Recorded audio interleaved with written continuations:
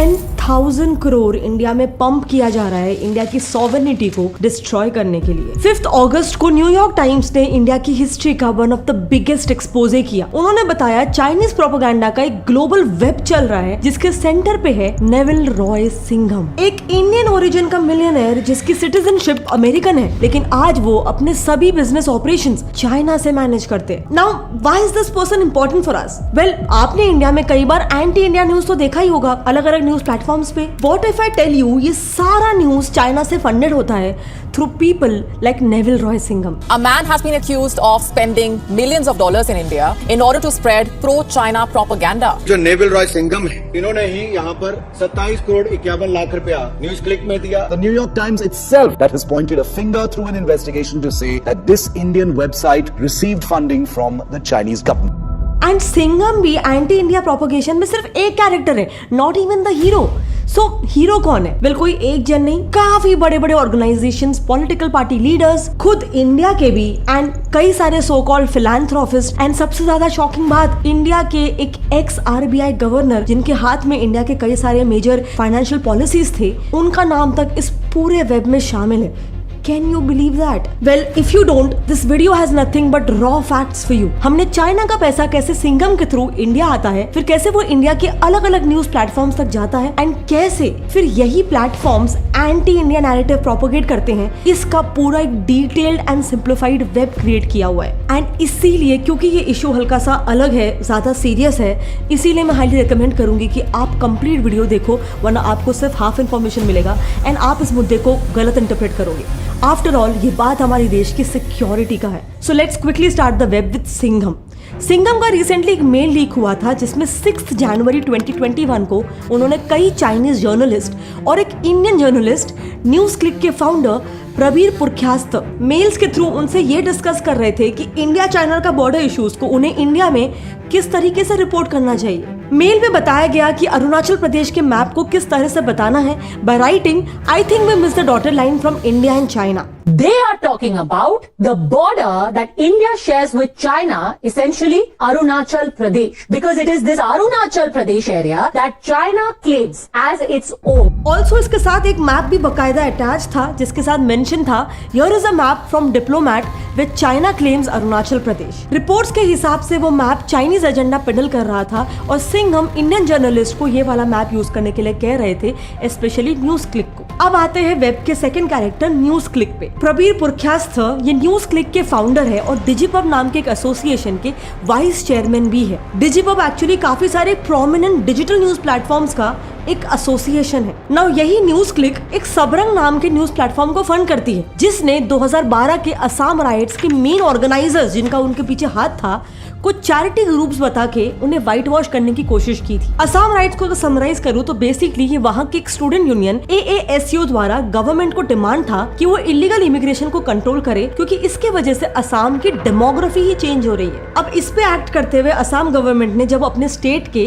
Rohingya और Bangladeshi immigrants पर crackdown करना शुरू किया तो ये दो ऑर्गेनाइजेशंस, मार्कजुल मारीफ और मार्कजुल एकेडमी, इन दोनों ने इस बात पर असम और मुंबई में प्रोटेस्ट करना शुरू कर दिया। Eventually the protest turn into violent rights, because of which अकेले असम में करीब 70+ लोग मारे गए, 4 लाख लोगों को डिस्प्लेस करना पड़ा टू रिलीफ कैंप्स, और इन सब का बेसिकली सिर्फ इस एक रायट से इंडिया को टोटल इकोनॉमिक लॉस हुआ 500 करोड़ का। अब इंटरेस्टिंग बात देखो, मिनिस्ट्री ऑफ होम अफेयर्स ने जब प्रोटेस्ट के पीछे के ये दोनों भी ऑर्गेनाइजेशंस पर अपनी जांच शुरू की, तब मालूम पड़ा कि इन दोनों को एक रीम इंटरनेशनल नाम की ऑर्गेनाइजेशन से हैवी फंडिंग मिली थी। मतलब 90 लाख की फंडिंग, वो भी मल्टीपल टाइम्स। एंड ध्यान से देखोगे तो इस रीम का एड्रेस चाइना का एड्रेस है एंड इनके वेबसाइट में भी चाइनीज एड्रेस ही है। So to sum it up, Assam riots को फ्यूल करने में चाइना का भी एक बहुत बड़ा हाथ था। इनफैक्ट उनका पैसा मिला हुआ था, लेकिन सबरंग चाहती है कि इंडियंस एंड ऑर्गेनाइजेशंस को चैरिटी ऑर्गेनाइजेशन समझे। Now coming back to our web, हम सबरंग न्यूज प्लेटफॉर्म का connection with news click and Singham establish करने की कोशिश कर रहे थे। अब थोड़ा ध्यान से सुनना, हल्का सा इंटरेस्टिंग होगा वेब।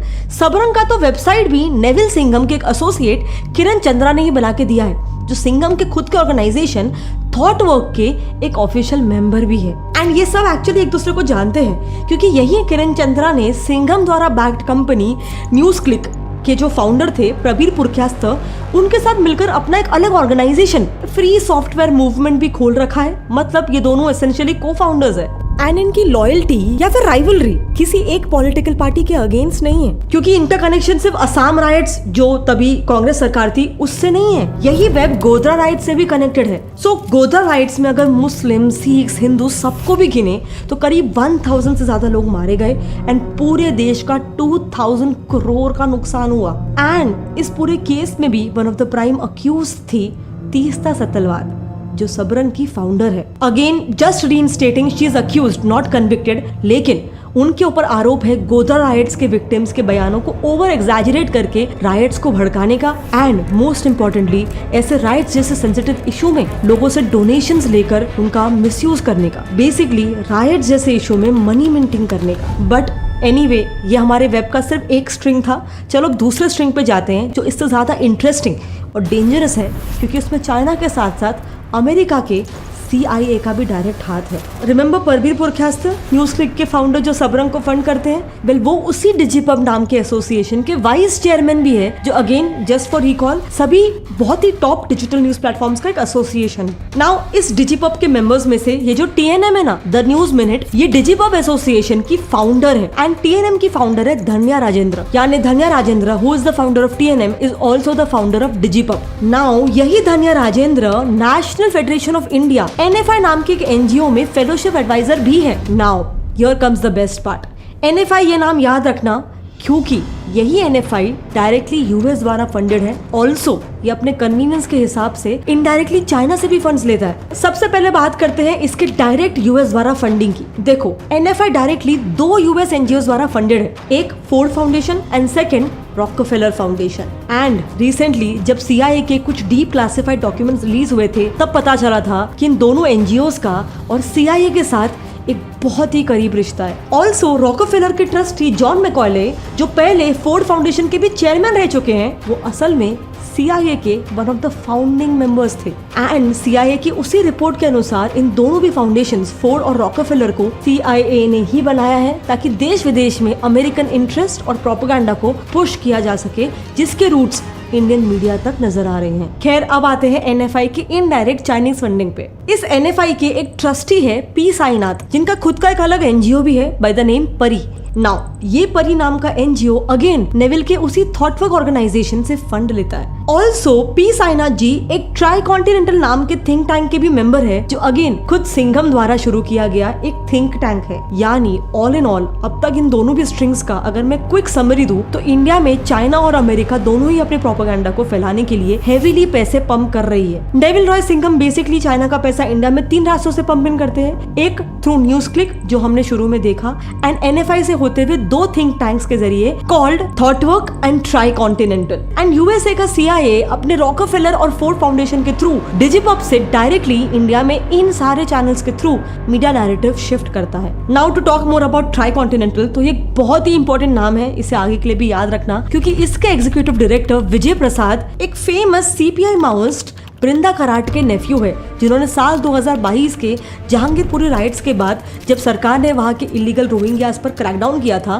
तब उसे कोर्ट से स्टे ऑर्डर लगवा के रुकवा दिया था। साथ ही इस थिंक टैंक में बाकी सभी मेंबर्स भी या तो CPI माओइस्ट पार्टी के डायरेक्ट मेंबर्स है या उनके रिलेटिव्स है। दिस फर्दर प्रूव्स कि नेविल रॉय सिंघम और उसके थिंक टैंक के members are strongly pro China, क्योंकि CPI माओइस्ट पार्टी ये वही पार्टी है जिसने 1962 इंडो चाइना वॉर हो या 2020 का इंडिया चाइना गलवान क्लैश हो, इन्होंने हमेशा चाइना को ओपनली सपोर्ट किया है। इनफैक्ट फॉर कॉन्टेक्स्ट, इस पार्टी के कुछ मेंबर्स ने 1962 के वॉर में लिटरली ये तक कहा था कि इंडियन आर्मी के घायल जवानों को ब्लड डोनेट करना मतलब उनके लिए एक एंटी पार्टी एक्टिविटी के बराबर है। खैर, नाउ दैट 2022 के जहांगीरपुरी राइट्स में एक सीनियर CPI माओइस्ट बृंदा कराट का नाम था। इन राइट्स को अनवाइंड एंड बैकट्रेस करते हुए जब हम पीछे गए तो हमें पता चला कि ये जहांगीरपुरी में जो राइट्स हुए थे, ये एक तरह से दिल्ली में 2020 में जो एंटी CAA प्रोटेस्ट राइट्स में तब्दील हुए थे ना, उसी का एक ऑफशूट है। एंड उन 2020 के दिल्ली राइट्स में भी नेविल के यही 3 एंटिटीज और सीपीआई माउस का लिंक था। दरअसल 2020 में आपको याद होगा कि तब के यूएस प्रेसिडेंट डोनाल्ड ट्रंप जब इंडिया आए थे तो इनके इंडिया में कदम रखते ही जहां इंडिया नमस्ते ट्रंप जैसा एक मेगा इवेंट होस्ट कर रहा था, वहीं सडनली दिल्ली में राइट शुरू हो गए थे। अब इन राइट्स में अकॉर्डिंग टू ऑफिशियल एस्टिमेट्स करीब 25,000 करोड़ का नुकसान हुआ था, करीब 70 लोग मारे गए थे एंड 700 लोग इंजर हो गए थे। But the weird thing about these rights was CAA का देश के सिटीजन से लेना देना ही नहीं था। सीएए तो बाहर से इलीगली आए लोगों के लिए था। सो ये प्रोटेस्ट और राइट्स ओरिजिनली शुरू ही क्यों हुए? पुलिस ने दिल्ली राइट्स को इन्वेस्टिगेट करने के बाद अपनी चार्जशीट में 2 मुख्य नाम लिखे थे। एक नाम था जेएनयू के प्रोफेसर जयती घोष का और दूसरा था सीपीआई माओइस्ट के लीडर सीताराम येचुरी का। नाउ सीताराम येचुरी खुद एक सीपीआई माओइस्ट है, but at the same time उनकी वाइफ सीमा चिश्ती सीआईए और नेवल द्वारा फंडेड एनएफआई में एक फेलोशिप एडवाइजर है। बिसाइड्स रही बात जयती घोष की, तो उनके पति अभिजीत सेन भी एक सीपीआई माओइस्ट है और उनकी बेटी जानवी सेन ये डिजिपब के वन ऑफ द मेंबर्स यानी द वायर की डेप्यूटी एडिटर है। एंड डिजिपब के ये सारे चैनल्स उन कुछ चैनल्स में से थे जो सीएए को कंटिन्यूअसली हिंदू मुस्लिम का एक डिबेट बना रहे थे, जबकि सिटीजनशिप अमेंडमेंट एक्ट इससे ही समझ में आता है कि this act is for people who are applying for citizenship in India. इसका इंडियन हिंदूज या इंडियन मुस्लिम से कोई लेना देना नहीं है। ये एट द मोस्ट इंडिया के इलीगल इमिग्रेंट्स को आइडेंटिफाई करके इंडिया से एक्सपेल करवाएगा, लेकिन क्या उससे हमें कोई प्रॉब्लम होनी चाहिए? आप म्यांमार के रेफ्यूजीज रोहिंग्यास को ही ले लो, उन्हें तो खुद म्यांमार ही एक्सेप्ट नहीं कर रहा है। बांग्लादेश भी एक इस्लामिक कंट्री होने के बावजूद टाइम एंड अगेन उनकी पीएम शेख हसीना जी रोहिंग्यास को बांग्लादेश से एक्सपेल करवाने की बात करती रहती है। एंड अभी फिलहाल रोहिंग्या रेफ्यूजीज बांग्लादेश के बाहर एक अलग आइलैंड भसनचार में उनके कैंप्स को सेटल करवा रखा है बांग्लादेश ने। देन टू टॉक अबाउट जयती घोष हरसेल्फ, तो उन्होंने खुद साल 2001 में जेएनयू के अपने 2 कलीग्स सीपी चंद्रशेखर जी और विकास रावल जी इनके साथ मिलकर एक इकोनॉमिक रिसर्च फाउंडेशन ERF नाम का ऑर्गेनाइजेशन बनाया था। नाउ इम्पोर्टेंट बात ये है कि इस ऑर्गेनाइजेशन को डायरेक्टली बिलियनर जॉर्ज सोरोस का सोरोस फाउंडेशन, फोर्ड फाउंडेशन और एक UK based idea foundation directly fund करता है। ना फोर्ड फाउंडेशन का हमको पता ही है, वो CIA द्वारा कंट्रोल है, बट सोरोस फाउंडेशन का तो बेसिकली एक प्रोजेक्ट सिंडिकेट ही चल रहा है जिसके बारे में हम अभी आगे डिस्कस करेंगे। ये भी बहुत इंटरेस्टिंग है। एंड ये जो आइडिया फाउंडेशन है ये हल्का सा वियर्ड है क्योंकि इसे भले ही majorly Soros Foundation and Ford Foundation दोनों ही फंड करते हैं, लेकिन इस ऑर्गेनाइजेशन में हमें 2 ऐसे लोगों के नेम्स मिले जो चाइना की ruling government communist party of China CCP के मेंबर्स हैं। Meaning we are still not sure कि ये economic research foundation exactly US और CIA चला रहे हैं या फिर China, but the only thing we are sure about is कि इसे चलाया तो बाहर से ही जा रहा है। So to summarise everything, India के 2 पिछले डेकेड्स में जो भी मेजर इवेंट्स हुए हैं उसमें से काफी सारे जिन्होंने किसी ना किसी तरह से इंडिया की इकोनॉमी या फिर इमेज को हार्म किया है, अल्टीमेटली उसमें से काफी सारे इवेंट्स कनेक्ट होते हैं टू 3 और 4 entities. Number 1 Neville Roy Singham या फिर CPI Maoist who are linked to China. Number 2 Ford Foundation and Rockefeller Foundation, the brainchild of the CIA and hence the US. And number 3 Soros Foundation, जिसे हम अभी तक पूरी तरह से समझ नहीं आए हैं कि वो US की तरफ से है या फिर चाइना की तरफ से, क्योंकि one possibility is कि instead of the CIA और चाइना कंट्रोलिंग Soros Foundation खुद एक कंट्रोलर है of China and the US, क्योंकि ये दोनों NGOs bill and Melinda Gates foundation और सोरोस फाउंडेशन के साथ मिलकर एक प्रोजेक्ट सिंडिकेट चला रहे हैं जो देश विदेश के गवर्नमेंट्स के अगेंस्ट नैरेटिव कॉन्स्टेंटली शेप करते रहता है। According to project syndicates official website, ये प्रोजेक्ट सिंडिकेट बेसिकली 156 कंट्रीज की 506 मीडिया चैनल्स को कंट्रोल करता है ताकि उन कंट्रीज में अपना नैरेटिव, अपना एजेंडा पुश कर सके एंड इवेंचुअली वहां की पॉलिसीज को अपने फायदे के हिसाब से शेप कर सके। Now the saddest part of the video, इस सिंडिकेट के वेबसाइट में क्लियरली मेंशन्ड है कि उनके एक मेजर कंट्रीब्यूटर है हमारे एक एक्स RBI के governor. Of course contribution financial भी हो सकता है बट एडमिनिस्ट्रेटिव भी हो सकता है। So I don't want to be factually wrong, इसीलिए आई कांट कमेंट कि इनका एग्जैक्ट किस टाइप का कंट्रीब्यूशन है, क्योंकि यहाँ पर सबसे बड़ा क्वेश्चन ये उठता है कि जैसे ही नेविल रॉय सिंघम का केस उछला मीडिया में, अचानक से इन ऑर्गेनाइजेशंस में से काफी सारे के वेबसाइट्स में से नेम्स चेंज होने लग गए। So definitely something is wrong. लेकिन all I am saying is, अभी आपको याद होगा अभी हाल ही में हमारे foreign minister doctor S Jaishankar ji ने एक पॉडकास्ट में कहा था कि इंडिया में इलेक्शन शुरू होने से पहले इंडियन इलेक्शंस UK और US में शुरू हो जाते हैं। I don't know if you election season has started in India and Delhi or not, but for sure it has started in London and New York. Honestly मैंने जब वो podcast देखा था मुझे सही से समझ में नहीं आया था कि उनका एग्जैक्ट मीनिंग क्या था, बट मे बी ही मेंट कि इस दौरान इन दोनों कंट्रीज से इंडिया में अंधाधुंध पैसा पंप होता है जस्ट सो दैट वो अपना एजेंडा फैलाने के लिए इंडिया के इलेक्शंस को टैम्पर कर सके। नाउ कमिंग टू नंबर्स, देखो ऑफिशियल रिपोर्ट्स के हिसाब से सोरोस का तो अकेले ही 8,000 करोड़ पम्प्ड इनटू इंडिया का डायरेक्ट लिंक है। एंड रही बात सिंघम की, तो अगेन सीएनबीसी के ऑफिशियल रिपोर्ट्स के हिसाब से सिंघम को $275 मिलियन यानी 2,200 करोड़ की फंडिंग मिली है। सो डेफिनेटली ये सिर्फ एक एंटी इंडिया प्रोपेगेंडा नहीं है, ये एक बड़ा गेम है, एक ग्लोबल प्रोपेगेंडा है जिसमें इंडिया पिस रहा है। And honestly I don't think किसी को इसके बारे में एकदम डिटेल में मालूम भी होगा, इसीलिए इस वीडियो को जितना हो सके शेयर करो, क्योंकि अभी इलेक्शंस नजदीक आ रहे हैं। एंड आप हमेशा देखोगे चाहे कोई भी पार्टी रूलिंग पार्टी हो, जब भी इलेक्शन नजदीक आते हैं इंडिया में अचानक से बहुत सारे प्रोटेस्ट, राइट्स, बहुत सारे प्रॉब्लम शुरू हो जाते हैं। एंड इसीलिए बहुत ज़्यादा ज़रूरी है कि हम इन प्रोपेगेंडा के अगेंस्ट अवेयर रहें, क्योंकि